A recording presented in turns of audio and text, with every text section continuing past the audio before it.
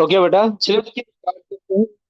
Question number 6 की बात करते हैं, ठीक है। क्वेश्चन नंबर 5 तक हम लोग सॉल्व कर लिए थे। क्वेश्चन क्या लिखा? A charge 10 micro coulomb is place at the centre of A hemisphere of radius r is equal to 10 centimeter as shown in the figure. The electric flux through the hemisphere is in mks unit। ठीक है बेटा। Question number 6 की बात करें यहाँ पर बेटे, according to the Gauss's theorem phi is equal to, question number 6 बेटा, फाई इज इक्वल टू क्या होता है बेटा? Q upon F silent not. Okay बेटा। उन्होंने क्या बोला? Electric flux through the hemisphere. उन्होंने बोला ना कि electric flux of the hemisphere of the radius. तो हेमिस्फीयर ऑफ द रेडियस है ना बेटा। मैं जरा यहाँ पर लिखता हूँ, फ्लक्स किसके लिए बेटा?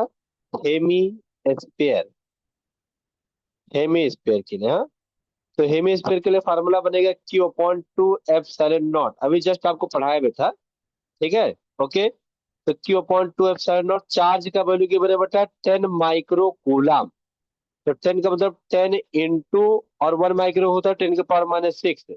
तो 10 इंटू 10 के पावर माइनस 6 बेटा। ओके ना? डन है यहाँ पर? तो ये क्लियर हो गया। 10 इंटू 10 के power minus 6 upon two into epsilon not का वैल्यू होता है बेटा 8.85 इंटू 10 के पावर माइनस का 12। अब इसको जब हम लोग सॉल्व कर लेंगे बेटा, कैलकुलेट करेंगे, तो ये हमारा आ जाएगा आपका 6 इंटू 10 के पावर में 5, जो कि आपका ऑप्शन नंबर सी से मैच कर जाएगा। ठीक है। डन ना? क्लिक किया बेटा सबको? बोलिए डन। ठीक है, चलिए क्वेश्चन नंबर 7 की बात करते हैं। क्या लिखा बेटा? It dipole of charge of magnitude E are placed inside a cube. The total electric flux coming out of the cube will be। बेटा एक बात बता, सबको मैंने बताया है कि the net charge on the dipole is क्या आएगा बेटा? जीरो आ जाएगा ना बेटा।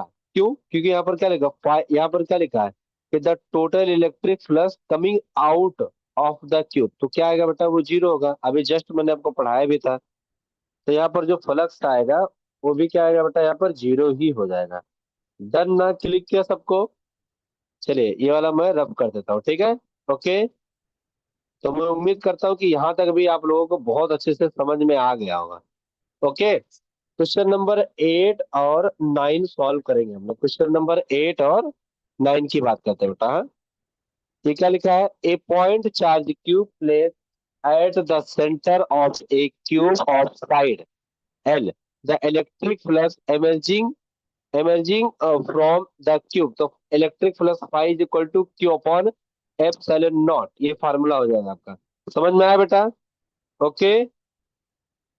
ठीक है, तो 8 का ए ऑप्शन है। क्वेश्चन बहुत अच्छे से आप लोग याद रखोगे, ठीक है। क्वेश्चन नंबर 9 की बात करें बेटा, the electric flux the electric field in a certain region is acting directly outward and is given E is equal to AR। देखो जो यहाँ पर given है बेटा data, E is equal to AR।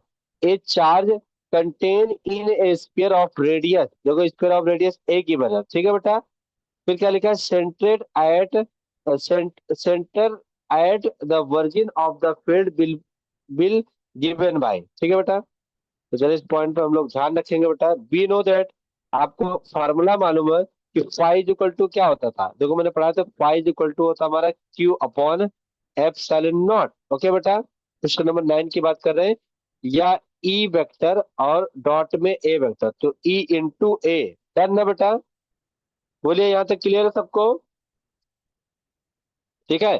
तो इलेक्ट्रिक फील्ड जो given है वो ए इंटू आर गिवन है बेटा। तो ए इंटू आर, जो रेडियस है वो क्या है? ए है बेटा, ए लिख लिया मैंने। और सरफेस एरिया का फार्मूला क्या होता है बेटा? 4 पाई आर स्क्वायर।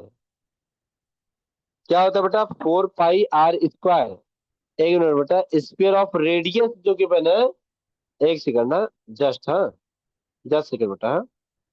जो आपको रेडियस के बने, रेडियस ना, स्क्वायर ऑफ रेडियस जो कि बने बेटा, वो मुझे के बने, देखो ई के प्लेस पे मैंने लिखा पहले surface area 4 pi r square, और इलेक्ट्रिक फील्ड जो ए इंटू आर। तो कैपिटल का ए इंटू आर। ओके बेटा,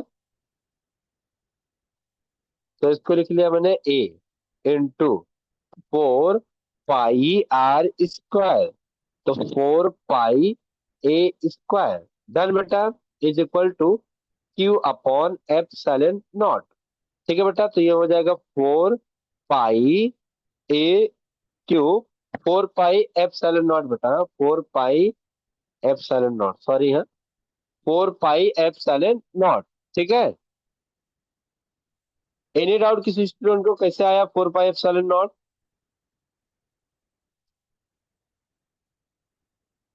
अरे क्रॉस मल्टीप्लाई किया ना बेटा, एक मिनट हाँ, ए यहाँ पे नहीं रहेगा एप्सिलॉन नॉट, बट अगर जब मैं क्रॉस मल्टीप्लाई कराऊंगा इसका, तो ये हमारा हो जाएगा 4 पाई एप्सिलॉन नॉट।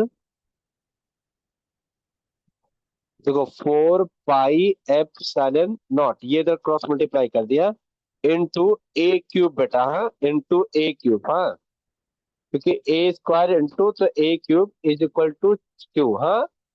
तो 4 pi epsilon naught a cube, तो ऑप्शन नंबर डी और ये बी दोनों मैच कर रहा है, तो कुछ भी हम लोग ले सकते, कोई दिक्कत नहीं। ठीक है, डन ना बेटा, बोलिए, कोई डाउट किसी?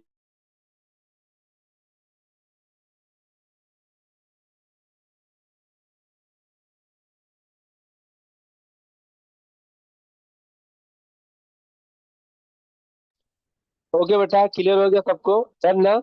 चलिए आगे की बात करते हैं हम लोग, हाँ? तो अभी तक मैंने जितना पढ़ाया सबको डन ना?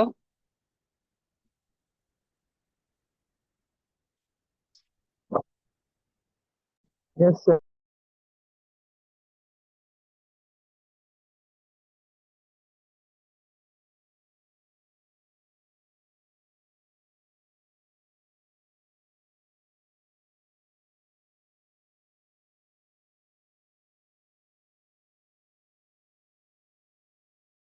जस्ट सेकंड बेटा, इसके आगे कंटिन्यू कर हम लोग, हाँ?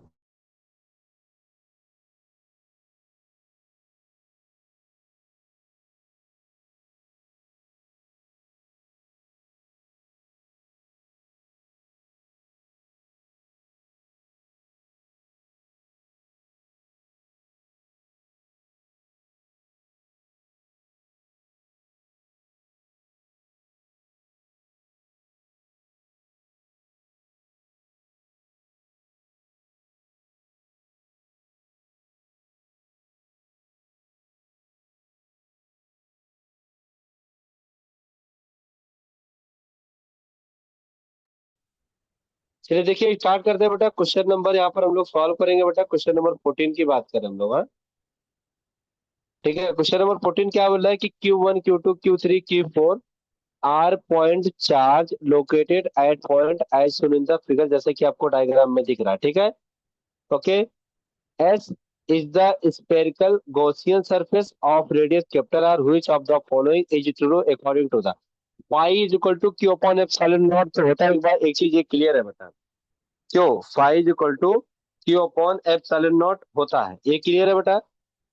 तो एप्सिलॉन नॉट होता तो ये तो नहीं होगा, क्योंकि टू एप्सिलॉन नॉट है ना, ये एप्सिलॉन नॉट होता, या तो ये होगा या तो ये होगा। अब मेरी बात सुनिए, E1 E2 और E3 ये तो लिख सकता हूँ भाई, और डी ए वेक्टर। चार्ज क्या है मैंने बताया, Q1 Q2 Q3 Q4 जो होगा आउटसाइड द स्क्वायर है, तो नॉट इंक्लूडेड हो जाएगा। तो इस हिसाब से B option is correct answer. समझ में आया बेटा? ये वाला क्यों नहीं लिया गया, क्योंकि Q4 नॉट इंक्लूडेड, वो आउटसाइड है बेटा। ओके ना, समझ में आया सबको? एनी डाउट किसी स्टूडेंट को? बोलिए, डन है? ठीक है, चलिए आगे की बात करते हैं बेटा हम लोग। जरा 21 का बोलिए आप लोग बेटा, 21 का क्या हो सकता है? So below are distribution of charge, the flux of electric field due to due to these charge through the surface area। तो फ्लक्स इज इक्वल टू बेटा, देखिए ये आउटसाइड है तो not included, plus Q plus 2Q और upon में क्या बेटा, epsilon naught, 2Q upon epsilon naught. Option number B is correct answer. Done बेटा, बोलिए क्लियर है सबको? डन ना?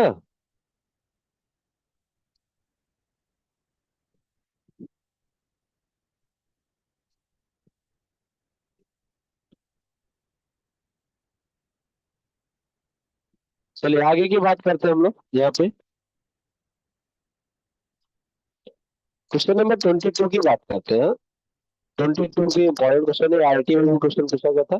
चलो क्वेश्चन को अच्छे से रीड करना, ध्यान देना है क्या बोला। Consider the charge configuration and spherical, देखो configuration and spherical Gaussian surface as shown in the figure, when calculating the flux the electric field over, चल रहा ओवर, देखो ओवर द स्फेरिकल सरफेस चाहिए मुझे, ओवर द स्फेरिकल सरफेस बेटा।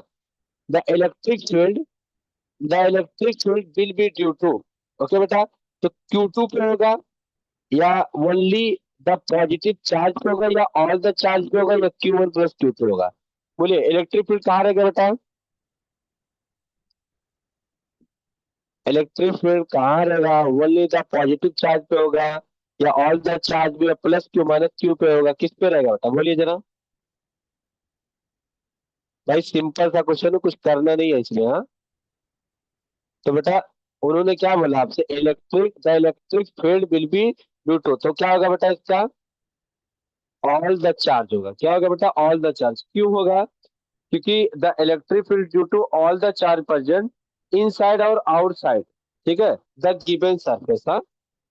जो भी आपको गिवन सरफेस है तो उसके लिए एक्सेप्ट करेगा। समझ में आया बेटा?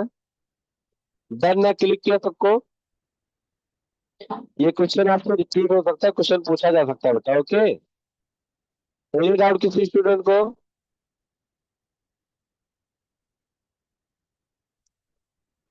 क्लिक किया ना बेटा? चलिए नेक्स्ट क्वेश्चन की तरफ मूव करते हैं हम लोग, हाँ?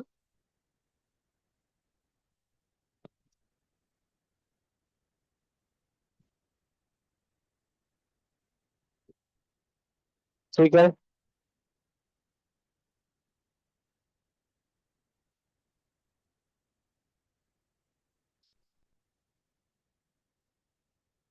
चलिए वाले क्वेश्चन का आंसर बताएंगे जो कि आपका जेई में 2021 में क्वेश्चन पूछा गया था। बताइए इसका आंसर क्या हो सकता है बेटा?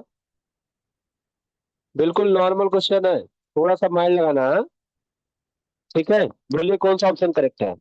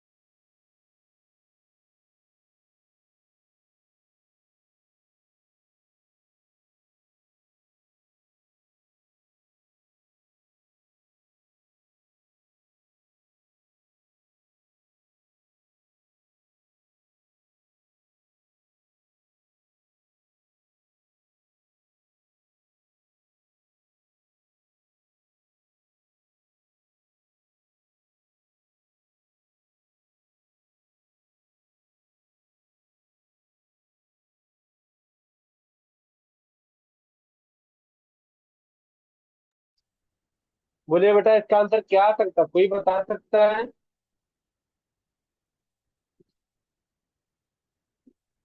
क्यों?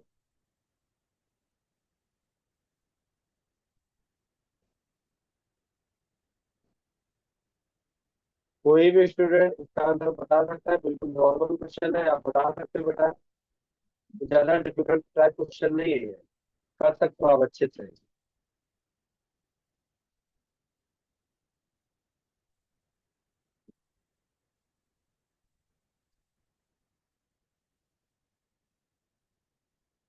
चलिए करते हैं एक बार मेरे साथ में। ठीक है।